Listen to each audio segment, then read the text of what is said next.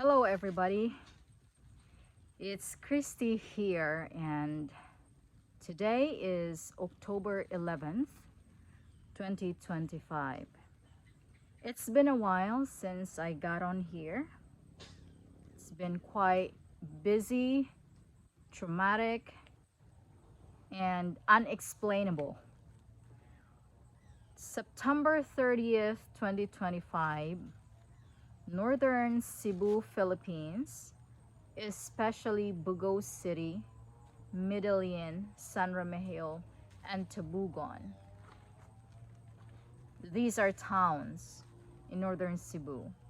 Got hit by a 6.9 magnitude earthquake. And I am a survivor. My whole family is. And 73 people died, and thousands of buildings are damaged.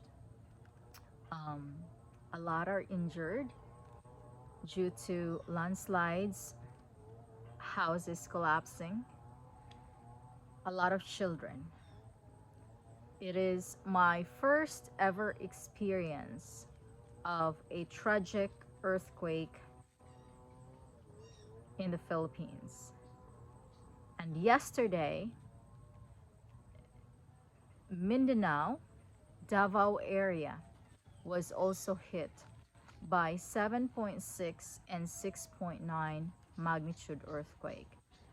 Today, I don't have the account on how many dead people are there and how many injured. But considering the intensity, 7.6 and 6.9 aftershock, it is quite devastating. I can still feel the ground moving right now. Northern Cebu has had over 10,000 aftershocks, and every day we're feeling the ground moving. I am actually here in the mountains, and this is my first time to come here, and I can see the damage and devastation in this little house as well. So this is my little place up here. So the walls collapsed, and I'm gonna walk you around. So this is just made of half hollow blocks and not even finished. So you can really see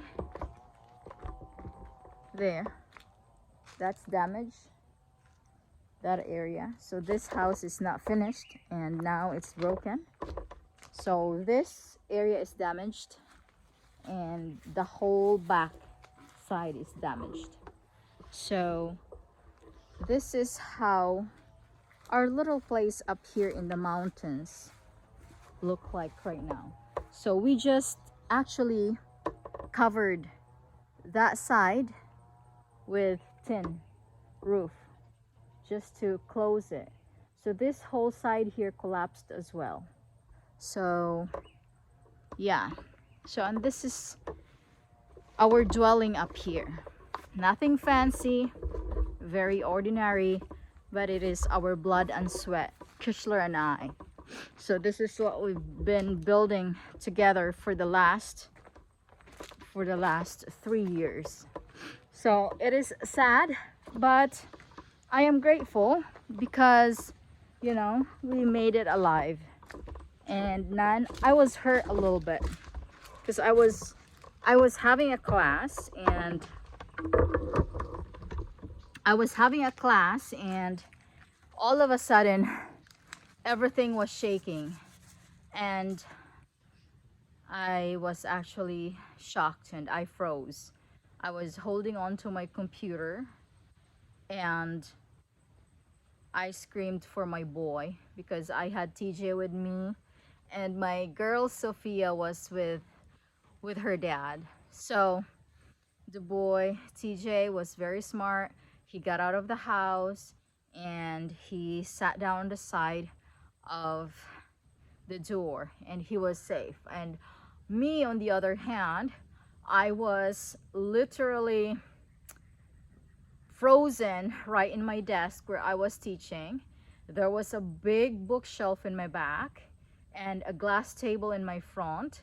It all fell down, and everything on the shelf, all my journals, all my books, notebooks, fell on me. And lastly, the bookshelf, the very heavy wood bookshelf, mahogany made of bookshelf, fell on me, and I was kneeling, towards my table. I don't know, but I got bruises on my knees, and I was buried under my bookshelf, so I had to try my very best to push back so I could, stand up and, you know, push the bookshelf to stand so I could get out of there. So my partner Kishler, he was he was outside on the couch in the living room, and I was in the bedroom, and he froze as well because things started falling, glasses breaking. So it was not safe to even walk around and get out. And of course, the light went out, it went off, and it was 10 o'clock in the evening. And so by the time the earthquake was finished, we tried to get out of the house and look around, and everybody started, moving towards higher ground. So, I mean, people were really scared, and they wanted to they wanted to go to higher ground because they were afraid of the tsunami. So, I started packing things. Honestly, I was blank. Like, I didn't know what to do. So I put my tennis shoes on, I put socks on, and then I grabbed some food and water and my backpack. And my backpack had everything, my computer, my phone in it, no charger at all. So it was just my money, the money that I had on my pocket, on my wallet, and that was it. And then we just left the house and went to higher ground, and we spent 2 nights on the neighbor's property because they were on the hill. Mundari's family, thank you for accepting us for the 2 nights that we evacuated. Yeah, we were in Corva, and their house, their residence is up on a hill. So it was, really impossible for water to get to the top of the hill if there was to have landslide, because I believe we were already like 100 feet above sea level at that time. So yes, and this is the first time that I came here in this mountain, in our dwelling here. I didn't have enough time to check on this. I was busy with the kids, and the kids were scared. So, you know, they they wanted, of course, their guardians, their parents, to be around them all the time. And my parents have been sleeping, I think, for the last 10 days. They've been sleeping outside because they have concrete house, though it's not finished. But uh, they're not they're not sure that it's still safe for them, because there's a lot of aftershocks. I mean, 6.9, and then we had 5.3 aftershock, we have 5.1, we have 4.8, we have 4, 3, 2, 1. So that's a lot of aftershocks, and it's really 10,000, over 10,000 aftershocks. So it's pretty wild. So where we are at right now is a little daunting for many. I'm back to teaching online because I have electricity now. Kishler's place has electricity now, water, and Wi-Fi. But other people who are working for grocery stores, malls, supermarkets, all of those are not operational right now, and some of them have to be demolished. Some of them are really totally damaged. So um, my my sister's husband does not have work. My other sister's husband is a driver, so he gets work. um, My other sister is working in the city, so she has work. But other families don't have work. The fisherman has work. The farmers, of course, have work. But those people who are working for buildings, tall buildings, it's too dangerous to go back, and they're not allowed to at this time. And so, yes. So that's that with the earthquake. And moving forward, the ground is still shaking. And every minute when I come to silence, I can feel it moving. And you start to ask questions. Why? But then I also get the answers in my head that life is surely quick. Life is a blink of an eye. And what really matters is not the houses that we built, the businesses that we have. And I've said this over and over and over again. I have learned my lesson. I went through the darkest hours of my life already. And to me, life is fleeting. And I've said this over and over. So, what's important now? Things are broken, houses are damaged, businesses are gone, businesses are lost. And still, some parts of the Philippines are still experiencing more typhoon, more flooding, um, more earthquake, and more deaths and more damage. So, to me, this is just a time of reflection. I'm 37 right now, and I'm fully aware, and I'm reflecting on many, many things that I've done in life and the good things that I've done in life too.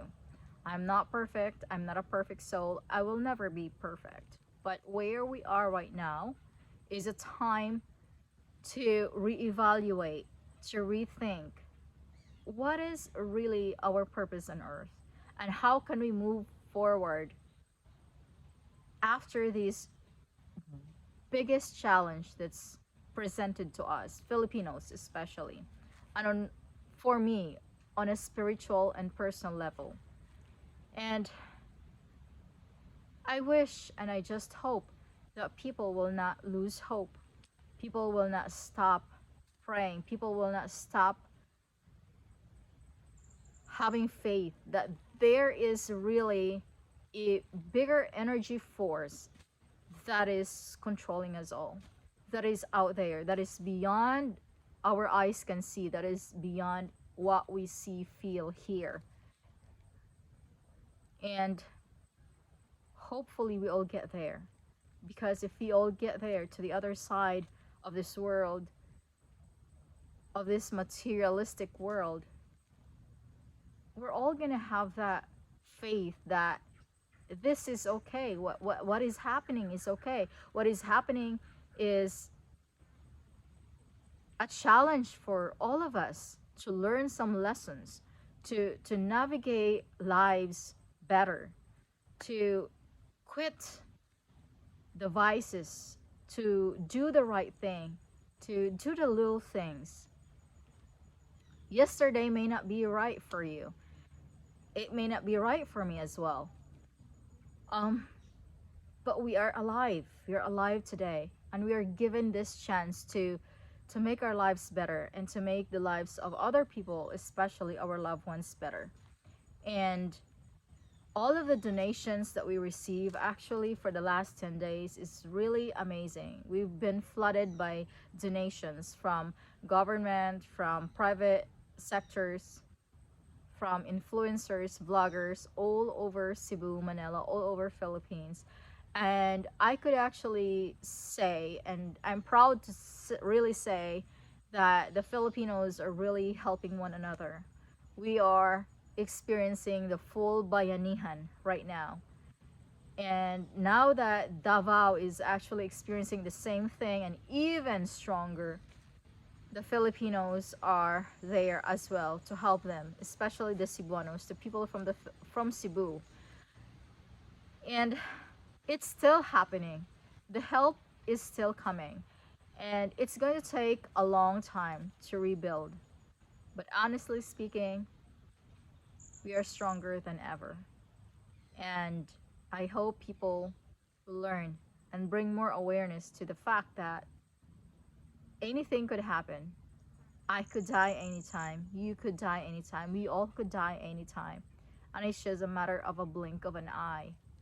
And that is in God's hands. That is God's control, not any one of us here on earth. And having that knowledge and having that wisdom to accept that make make things so much easier. And moving forward, I hope that people will choose to do the right thing, choose to do good, no matter what the situation is, no matter where you're coming from, no matter how rich, how awful you are, how awful you think you are, how poor you think you are, you're not. Breathing right now is your absolute wealth. That's it. Breathing. Just simply breathing. Don't ask for anything else. Just being in the present moment, living life, feeling life, breathing slowly, experiencing the joys of nature when it's calm, when it's harmonious, when it's not chaotic, appreciating it every minute, every second of our life. I think that's the biggest wealth that we could ever experience in our lifetime. And I hope whoever is watching this, thank you especially to those donors, to all the people who have given donations to Northern Cebu.